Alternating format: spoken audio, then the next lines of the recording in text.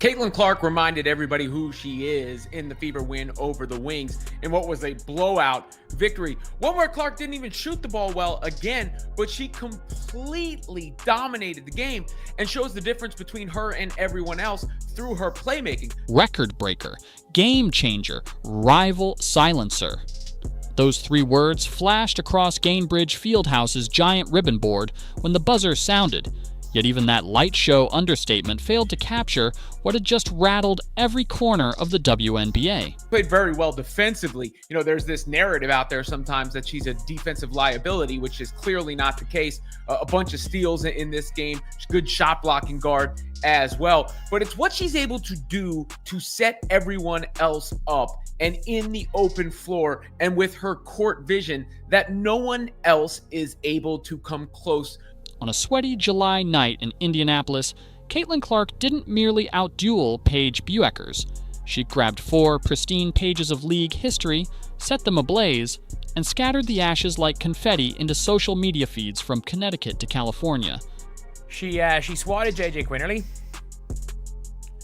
She then screamed in JJ Quinterly's face, got the ball, threw an inch-perfect pass to Sophie Cunningham, who sprinted, scored late. And by the way, Sophie Cunningham, when Caitlin got the block, was right beside Caitlin. Buckle up, because the numbers are jaw-dropping, the subplots are messy, and the fallout is already reshaping a rookie season everyone swore would humble her. First, let's set the stakes you could taste in the arena air. 5 years of mixtape flexes, AAU subtitles, and March Madness dramatics had led to this first professional collision. Clark's Indiana Fever versus Bueckers' Dallas Wings. Sophie Cunningham posted a picture of her, getting up there in the air and catching the pass. And Caitlin responded with, that's that football experience. Touchdown. ABC jettisoned a sitcom rerun so heart monologues could make room for hoops history. Twitter shook under the weight of pre-game memes. Betting lines yo-yoed every time Arike Ogunbowale's ankle re-tightened or Clark's pre-tape hammy stretch hit the timeline. And behind the pageantry, a locker room on the brink. I feel like this was one of their best games as far as playing Fever basketball, which is a fast-paced style of basketball. They played Fever basketball for, I would say, about 75 to 80% of the game. And we have obviously seen this style of basketball, the style of basketball that we all know and love from the Indiana Fever, but we have only really seen it in short spurts. Indiana had yo-yoed between brilliant and baffling, while Coach Stephanie White kept pumping the brakes on Clark's jailbreak tempo. Diana Taurasi had already predicted a rude awakening, and Gino Auriemma all but called Clark's shot diet junk food. Paige stayed poker-faced and told reporters, "It's just another game. Sure, just like a solar eclipse is just another sunset." She also had a big block, and that was also like a good momentum shift for the Indiana Fever. Caitlin Clark's first bucket of the night was a long three-pointer, and she was excited for that. A lot of fans were excited for that because it still seems like she's not shooting at the highest clip. Opening tip. Somehow, Clark steals it, rifles a 60-foot quarterback rope toward Kelsey Mitchell, and the ball skitters out of bounds. Vision there, timing off. Dallas grinds to a 24-23 lead and appears to smirk at the prophecy unfolding. Stephanie White, I usually bomb the hell out of you. You got out of the way. You're looking like Christy Sides now. Acknowledge the team you have. You put that ball in Clark's hands.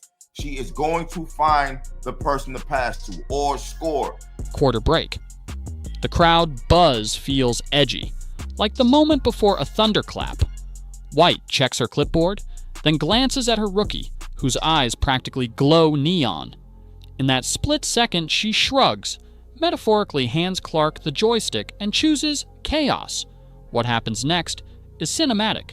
The Fever unload 36 second quarter points on 76% shooting, torching Dallas with a 33-9 blitz that includes 4 Clark touchdown passes, a logo sidestep bomb, and a LeBron-style chasedown block on Jasmine Quinterly. Franchise record 64 first-half points, the league's single-half high for 2025.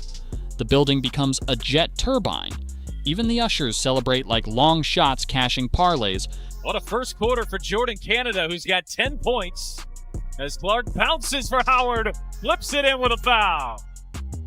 As Clark pounces for Howard, flips it in with a foul. Mitchell turns to molten titanium. 20 points on 8 for 12. Natasha Howard sprints baseline to baseline, finishing 8 for 9 and grinning like someone who just cheated the Matrix. Aliyah Boston demolishes the paint, flexing after each power finish. Sophie Cunningham strolls in from the bench, buries a triple, and slips past 1,500 career points without breaking a sweat. The stat crew can't type fast enough. By halftime, Clark already owns 10 assists, 3 steals, and a fan section that looks ready to sign adoption papers. But the subplot that flips talking head debates on their heads? Defense. Clark sniffs out passing lanes like they're freshly baked cookies cooling on a windowsill. Her anticipation yields 5 steals, 1 emphatic block, and a fast break parade that bulldozes Dallas's confidence. Arike, Dallas's walking bucket, finishes 0 for 10. You read that right? The Wings' go-to scorer puts up a donut in a nationally televised rivalry showcase. The scoreboard bleeding is so bad, Paige Bueckers starts testing floaters she'd normally skip, just trying to spark anything. Mid-fourth quarter, the public address voice quavers. With that 5th steal, Caitlin Clark becomes the only player in WNBA history to register at least 14 points, 13 assists, and 5 steals in a game twice. The arena loses its collective mind.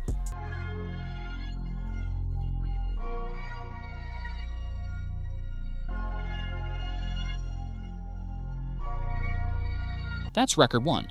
Record 2, those 13 dimes help Indiana tie its all-time assist mark at 30. Record 3, 64 first-half points surpass the previous franchise high of 63 set back in 2016.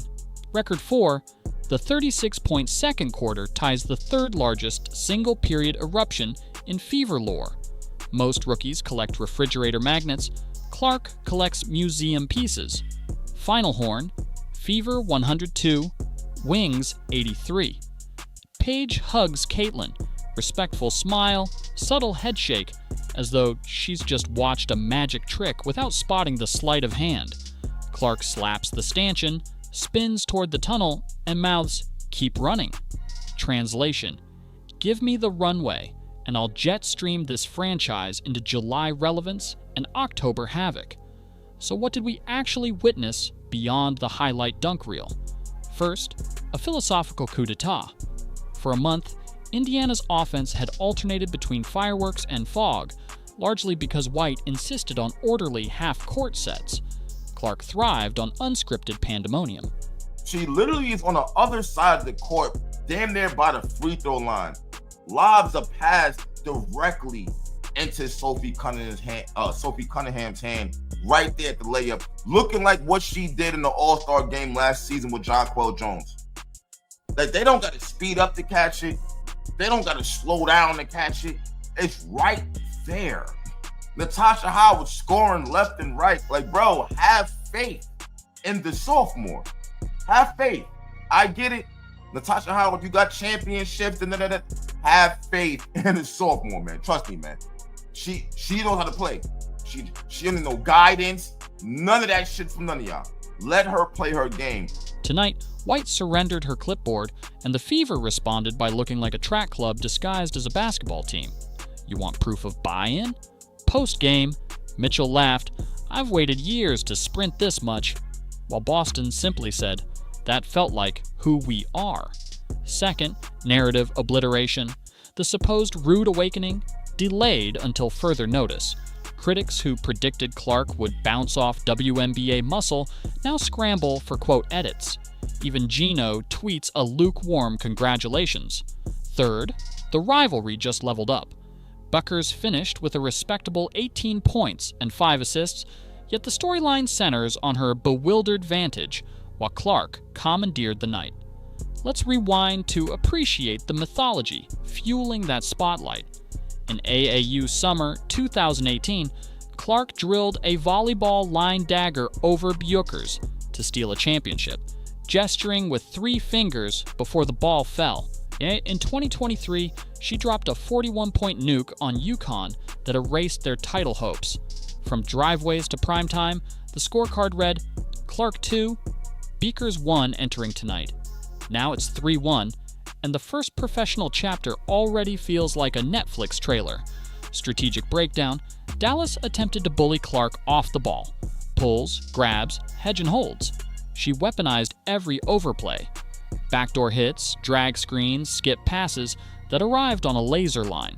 When the Wings switched to a trapping zone late third, Clark split it, lobbed Boston for a 2-hand flush, and tugged at an invisible seatbelt to signal the ride wasn't over. By the early fourth, she sat at 12-11-4, and the crowd roared, "Run with us!"